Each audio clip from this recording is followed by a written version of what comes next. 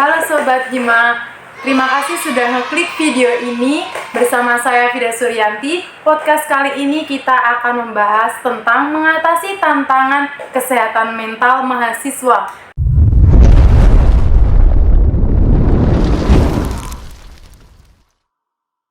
Nah, kali ini kita kedatangan narasumber spesial, yaitu Ibu Siti Nurlaila. Bagaimana kabarnya Ibu? Alhamdulillah baik Mbak Vida. Ya. Salah satu dosen di Politeknik Pembangunan Pertanian Yogyakarta Magelang ya Bu.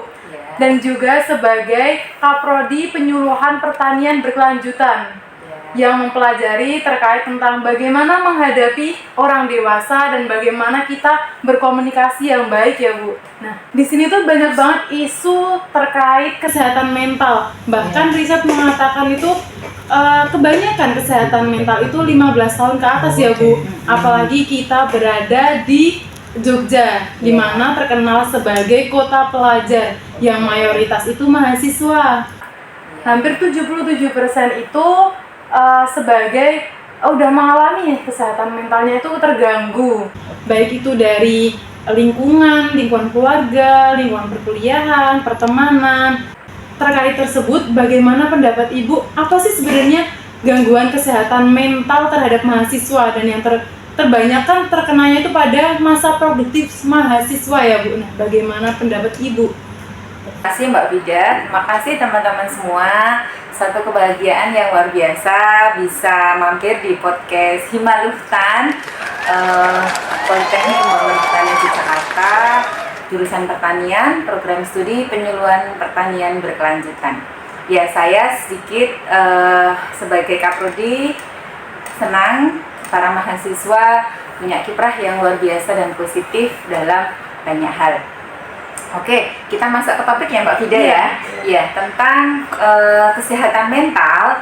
Nah, mahasiswa betul memang dalam riset dikatakan bahwa 70% ke atas itu usia yang kemudian mengalami gangguan kesehatan mental, baik itu dari yang paling ringan sampai yang paling berat, itu banyak yang pada usia 18 sampai 21 tahun.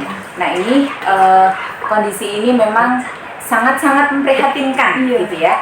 Nah, apa sih yang dimaksud dengan kesehatan mental? Jadi orang dalam kondisi sehat mentalnya itu orang yang seperti apa? Mbak Vida bisa mengintrospeksi diri nih, kira-kira sehat nggak ya mental saya gitu ya. Nah, kondisi kesehatan mental adalah kondisi di mana seseorang itu mampu menerima diri dan lingkungannya dengan positif gitu ya, bisa menghadapi tantangan, bisa beradaptasi, dan juga bisa melakukan hal-hal yang bermanfaat dan produktif lainnya. Nah, sebaliknya orang yang dalam kondisi gangguan kesehatan mental, maka kondisi ini menurun atau bahkan sebaliknya gitu ya, dia cenderung introvert atau menarik diri, kemudian menyalahkan lingkungan, bahkan kemudian gejalanya atau simptom-simptomnya adalah susah tidur, kemudian tidak mau makan gitu, kemudian paranoid gitu ya, atau overthinking berlebihan misalnya. Nah, sehingga ini benar-benar mengganggu kondisi kejiwaannya gitu ya, jadi insecure sampai berlebihan misalnya. Nah, ini memang menjadi sesuatu yang banyak kemudian dialami, bahkan kalau kita melihat sampai banyak yang berita-berita itu bunuh diri ya Mbak ya. Iya, jadi banyak banget.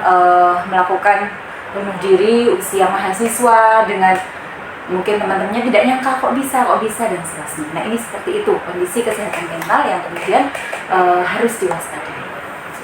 Nah, kan ini ya Bu, bahwa kesehatan mental kan gimana kita menerima ya Bu, berarti adaptasi kita. Nah, mungkin sebagian dari mahasiswa di Jogja ini ya Bu, kita fokusnya ke Jogja dulu, yang memang banyak mahasiswanya, bagaimana kita saat mengalami, kita merasakan cemas, kita merasakan insecure, kita udah mulai nih merasa kayaknya ada nih sesuatu yang aneh pada diri saya, itu bagaimana kita menghadapi tersebut Bu? Oh iya, kemarin pas saya selesai ngajar itu ya, selesai kuliah, ada mahasiswa yang bilang ke saya kok semangat saya menurun gitu ya. Ya sudahlah, kalau ada tugas pokoknya dikerjakan, yang penting selesai. Jadi kayak nggak punya gairah gitu ya. Nah, orang yang dalam kondisi sehat mentalnya itu bukan berarti dia kayak orang yang bermeditasi ya Mbak ya, tenang, kemudian nggak mikir dunia, bukan seperti itu gitu ya. Justru hal-hal yang kemudian membuat seseorang itu bisa bertumbuh dan berkembang, motivasinya kuat, itulah dalam kondisi yang positif. Nah, sebaliknya kalau kita merasakan hal-hal yang aduh saya kok merasa gabut berlebihan gitu ya, dan kemudian misalnya malas makan, malas melakukan hal-hal yang sesuai dengan target dan rencana, nah ini tension gitu ya, waspadalah gitu. Karena kalau kita membiarkan kita mengexcuse diri kita atau intinya kita saya lagi kayak gini, berarti kita mengizinkan diri kita untuk seperti itu terus, nanti akan banyak hal yang semakin berkelanjutan gitu ya. Nah, kalau kita merasakan begitu, maka segeralah menyadari, kemudian sampaikan pada orang lain. Kalau memang kita misalnya ada masalah nih di rumah gitu ya, kira-kira bisa nggak kita selesaikan? Mungkin nggak kita konsultasi atau sampaikan kepada teman yang orang lain yang kita anggap kita percaya. Jadi mengobrol atau katarsis atau menyampaikan sesuatu kepada orang lain yang kita percaya itu dalam riset itu menyelesaikan 50% masalah gitu ya. Jadi kalau Mbak Vida misalnya ada masalah, nggak apa-apa, cerita aja sama ibu gitu ya, atau cerita sama teman-teman lain yang kemudian memang benar-benar bisa dipercaya. Nah, itu salah satu cara mengatasinya. Ya, melakukan hal-hal yang positif. Kalau tahu kemudian kita lagi gabut, males, jangan berteman dengan orang yang sama-sama gabut. Iya, betul gitu ya. Cari siapa sih kira-kira teman saya yang on fire gitu ya, yang banyak semangat dan aktif produktif, misalnya di Hima, di BEM, di aktivitas lain. Aku mau diajak gitu ya, ikut-ikut dulu aja deh gitu ya, supaya kita nggak mikir deep terlalu dalam masalah yang semestinya itu sebenarnya tidak terlalu dipikir terlalu jauh, kita bisa menyelesaikannya. Nah, kira-kira begitu. Nah, untuk yang tadi kita butuhnya kan cerita berarti ya Bu, karena dengan cerita kita bisa mengurangi. Namun kemarin kan kita juga sempat membuat question box, di mana itu tuh bisa orang lain tuh bisa bertanya atau juga menceritakan bagaimana sih mental mereka. Nah, mereka tuh mengeluhkan nih Bu, bahwa saat mereka menceritakan tuh mereka takut dijudge sebagai orang gila gitu Bu. Nah, itu bagaimana biar kita tuh tidak dijudge seperti itu? Oke, ya tadi saya memberikan underline bahwa cerita bukan kepada sembarang orang, bahkan kepada semua orang gitu ya. Nah, seperti itu kadang malah mengafirmasi kita, oh ya semua orang harus tahu loh saya sedang nggak baik-baik saja misalnya, bukan begitu gitu ya. Jadi ceritalah pada orang yang kita percaya dan memang orang itu kita pandang memang bisa membantu gitu. Kalau nggak bisa membantu ya ngapain gitu ya. Kalau hanya jadi gosip-gosip atau komoditas gitu nggak usah. Dan kita harus sebagai teman yang mungkin teman kita ada masalah harus punya awareness yang tinggi gitu ya. Jadi kesehatan mental itu bukan tentang seseorang individu, tapi sebenarnya tentang bagaimana seseorang yang kemudian peduli itu bisa membantu menyelesaikan atau membantu menguatkan seseorang yang sedang mengalami gangguan kesehatan mental atau dalam keadaan down gitu ya. Jadi kesehatan mental itu bukan tentang seseorang individu, tapi sebenarnya tentang bagaimana seseorang yang kemudian peduli itu bisa membantu menyelesaikan atau membantu menguatkan seseorang yang sedang mengalami gangguan kesehatan mental atau dalam keadaan down gitu ya. Jadi kita sebagai teman ya harus peduli gitu ya, peduli. Kemudian kalau memang kita sendiri yang sedang mengalami itu, kita kan punya teman dekat gitu ya, misalnya teman dekat atau siapalah. Atau kalau misalnya memang kita merasa orang lain ini tidak mau kita kasih tahu masalah kita, langsung aja ke profesional, misalnya ke psikolog atau konselor atau psikiater gitu ya. Sehingga hal-hal yang mungkin bisa kita rahasiakan, karena kalau seperti itu kan sudah secara profesional harus menandatangani kerahasiaan, jadi tidak boleh menceritakan. Ya, insya Allah tidak ada sih orang yang kalau sehat mentalnya ya kemudian senang dengan orang yang menderita, justru kemudian jadi komoditas. Kemudian yakin aja gitu bahwa orang lain pasti akan bisa membantu kita dan kita bisa kembali loh gitu ya dengan bantuan orang-orang yang kita sayang. Nah, terkait gangguan mental kan sebenarnya awalnya mungkin dari cemas ya Bu, cemas, depresi, namun juga berdampak, bahkan ada yang sampai OCD, PTSD, dan bipolar. Nah, itu pun juga mengakibatkan untuk self injury, atau mereka tuh menyakiti diri mereka sebagai bukti atau untuk memuaskan diri sendiri. Bagaimana Bu dalam menghadapi tentang kita sampai menyakiti diri kita Bu? Ya. Karena itu udah tidak bisa dikontrol berarti kecemasannya.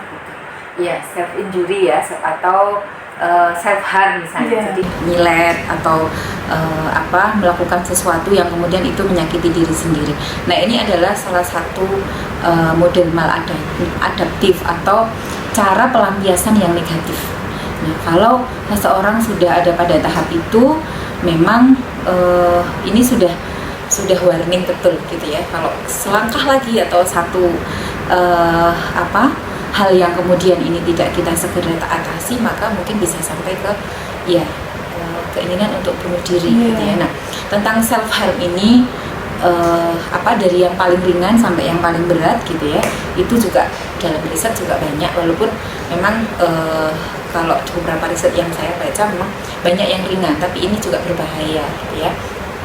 Nah, kenapa mereka sampai melakukan self harm? Karena dia ingin melampiaskan rasa kesal, rasa kecewa, rasa sakitnya itu dengan cara yang salah gitu ya. Nah, supaya kemudian ini terhindarkan, maka cari saja pelampiasan yang positif. Masih banyak kok. Kalau mau melampiaskan emosi misalnya, cari yang memang tidak beresiko. Misalnya bagaimana? Meremas-remas kertas gitu ya. Ada kertas kan di rumah ya Mbak ya. Di rumah remas aja terus dilempar-lemparin ke dinding gitu, itu sudah mengurangi luapan emosi negatif. Kemudian coret-coret gitu ya, menggambar, kemudian mencoret-coret, kemudian melakukan aktivitas lain yang misalnya seperti jalan, lari, dan olahraga. Nah, itu kan bisa melampiaskan juga, tapi yang nggak self harm. Berarti yang positif aja, yang tidak menyakiti diri sendiri gitu ya. Dan ini memang harus punya kekuatan yang luar biasa supaya tidak seperti itu. Mungkin sekali dan semoga tidak akan pernah dilakukan lagi oleh teman kita yang mungkin merasakan hal itu. Terkadang tuh gini Bu, bahwa kita udah terkena nih, bisa udah ada gangguan, namun baik itu lingkungan yang terdekat, yaitu adalah lingkungan, tadi kan kita membahasnya pertemanan ya Bu. Nah, bagaimana kalau lingkungan keluarga sendiri itu juga tidak mendukung, karena kebanyakan permasalahan itu bukan aja dari lingkungan luar, tapi juga dari keluarga sendiri. Jadi itu tambah penekanan buat diri kita. Bagaimana peran orang tua dalam mental healthy untuk anaknya itu Bu? Iya betul. Jadi seseorang terkena gangguan kesehatan mental ini kan faktornya banyak ya, bisa dari lingkungan, terutama kemudian lingkungan keluarga, kemudian faktor psikologis yang bersangkutan atau secara internal, dan juga secara keturunan gitu ya, atau herediter. Nah, ketiga hal ini memang menjadi faktor pemicu, atau kalau kemudian dia berkumpul gitu ya, potensi itu sangat mungkin untuk semakin kuat gitu. Nah, sekarang kalau keturunan kan kita nggak bisa mengintervensi ya. Nah, kalau kemudian masalah lingkungan dalam konteks keluarga, lingkungan pertemanan gitu ya. Nah, kalau keluarga saya yakin kan sudah pada mahasiswa ya, pasti sudah punya kemampuan berpikir logik, kemudian sudah punya lingkungan-lingkungan tempat untuk intinya melakukan hal-hal yang positif gitu. Walaupun memang kita nggak bisa menolak, misalnya ada yang divorce atau keluarga yang tidak baik-baik saja gitu ya, terima itu gitu ya. Di awal saya sampaikan bahwa orang yang mengalami gangguan kesehatan mental itu karena dia nggak mau menerima, mendinai atau menolak dengan keras apa yang seharusnya dia terima saja gitu ya. Oke, keluarga saya sedang tidak baik-baik saja, tapi saya tidak mau loh, saya tidak baik, saya harus baik, saya harus kuat, dan itu banyak terjadi gitu ya. Mungkin tidak banyak juga yang akhirnya menggunakan itu sebagai apologi gitu ya, saya akan ini protes misalnya. Banyak juga yang akhirnya ya sudah, orang tua saya seperti ini, keluarga saya begini, maka ya saya harus bertahan, bahkan kemudian saya harus memperjuangkan orang lain atau adiknya misalnya, adik-adik saya yang kasihan dalam kondisi terdampak gitu ya. Nah, jadi kalau kemudian dalam keluarga itu memang kondisinya tidak baik-baik saja atau negatif, ya mungkin kita tidak bisa banyak mengintervensi lingkungan. Setidaknya kita menyelamatkan diri kita dulu, kemudian semaksimal mungkin sehingga kita bisa tidak terimbas dengan kondisi itu. Nah, kalau lingkungan kampus gimana? Ya tadi sudah saya sampaikan, carilah lingkungan nggak toksik ya Mbak Vida ya. Iya. Kan banyak ya yang Lebih baik menjauhi lingkungan tersebut. gitu ya. Ada yang kemudian membuat kita lebih negatif gitu ya, perilakunya tidak terkontrol dan bebas misalnya. Nah ini harus pintar selektif ya, pintar-pintar memilih lingkungan supaya kita memang sehat, memilih kesehatan mental yang stabil. Nah, untuk anak muda sekarang, apalagi udah mahasiswa, itu kebanyakan mereka kayak harus mencari sosok pacar gitu sebagai penyemangat, karena mereka mikirnya mereka tuh pacar adalah penyemangat. Nah, banyakan yang bunuh diri juga yang sekarang didengar itu karena mereka tidak, entah itu putus atau mereka tidak bisa dalam satu hubungan yang diinginkan, jadinya mereka melakukan tersebut. Kenapa mereka sampai menjadikan pacar itu sebagai penguat mereka, Bu? Iya, jadi seseorang yang melakukan sesuatu atau memutuskan sesuatu pasti sudah berpikir dampaknya 2-3 kali lipat ke depan gitu ya. Misalnya Mbak Vida nih, ada pacar nggak? Belum, Bu. Oh iya, saya nanti aja. Kalau sudah siap, nanti nikah aja. Amin. Ya. Kembali ya. Jadi kalau pacaran misalnya, Mbak Vida, misalnya ada arah ke sana, pikirkan saja kira-kira dampak positif dan negatifnya lebih banyak mana sih gitu ya. Nah kalau memang nggak ada dampak positifnya ya ngapain dilakukan gitu ya. Toh banyak kok orang yang nggak punya pacar dia bisa baik-baik saja gitu ya. Jadi jomblo tapi bahagia gitu ya. Ya jadi kalau kemudian masih kuliah gitu ya lakukan hal-hal yang positif gitu ya. Walaupun memang ada sih yang di luar sana banyak yang punya pacar, tapi saya baik-baik saja kok Bu gitu ya, silahkan gitu ya. Setiap orang punya value, tetapi maksud saya pertimbangkan resikonya gitu ya.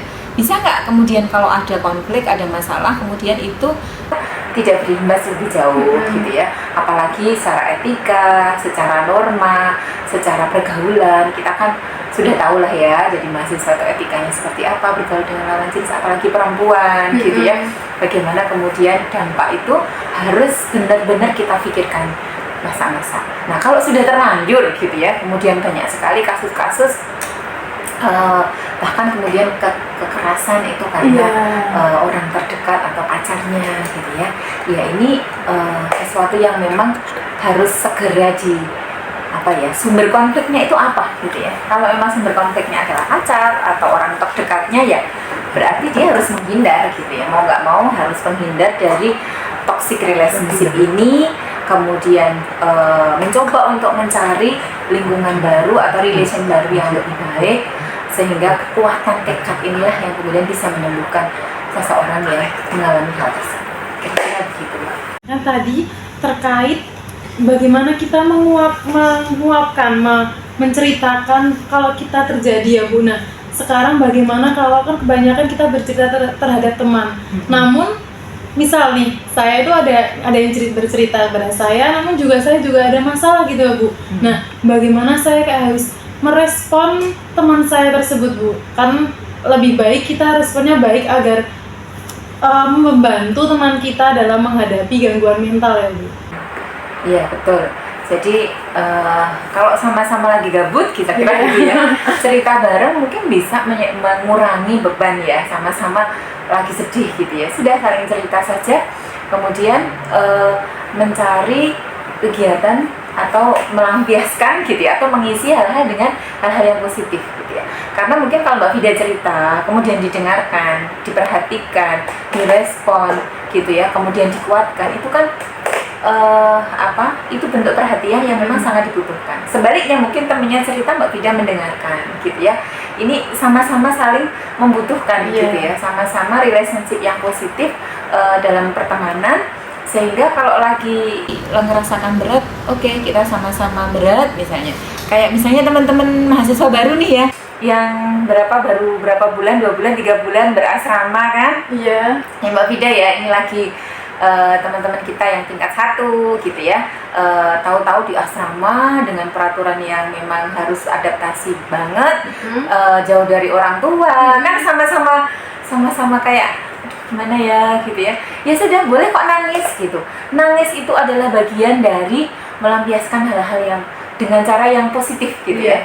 Jadi nangis boleh kok gitu ya, asal nggak nangisnya kenceng di depan kelas gitu ya.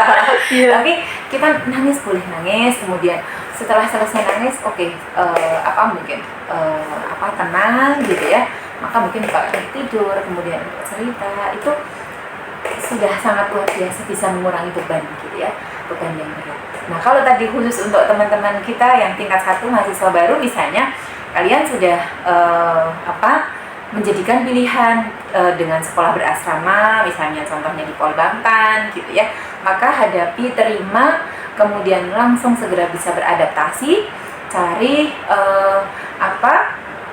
teman, lingkungan yang memang bisa sama-sama saling menguatkan gitu ya Mbak ya. Toh kalian nggak sendiri kok, teman-teman kalian juga merasakan hal yang sama, jadi nggak usah merasa bahwa saya adalah orang yang paling menderita sedunia gitu ya.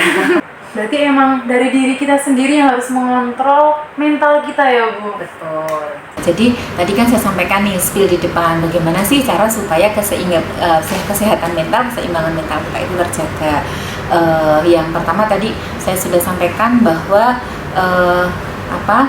terima kondisi lingkungan. Kemudian yang kedua, cari relationship atau teman atau orang yang bisa membantu kita untuk membantu mengatasi masalah. Kemudian yang selanjutnya seperti yang disampaikan Mbak Vida tadi gitu ya, jadi seimbang. Apa yang seimbang? Jadi antara ibadah kita, hubungan kita dengan Tuhan, kemudian misalnya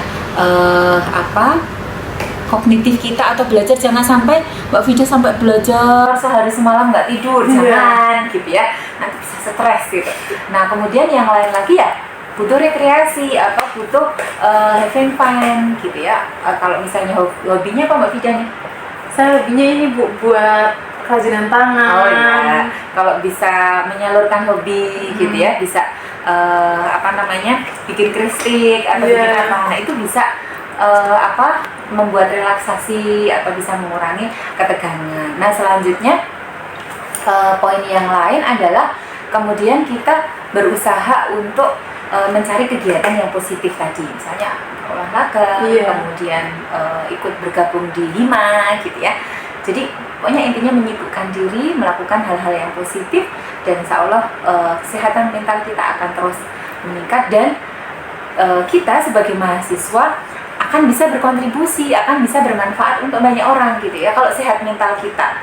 Tapi sebaliknya kalau sakit mental kita menolong diri saja masih berat gitu ya, apalagi kemudian bisa menolong orang lain. Nah ini jadi sehatkan mental kita sama-sama, kemudian baru kita berbuat yang positif untuk lingkungan sekitar kita.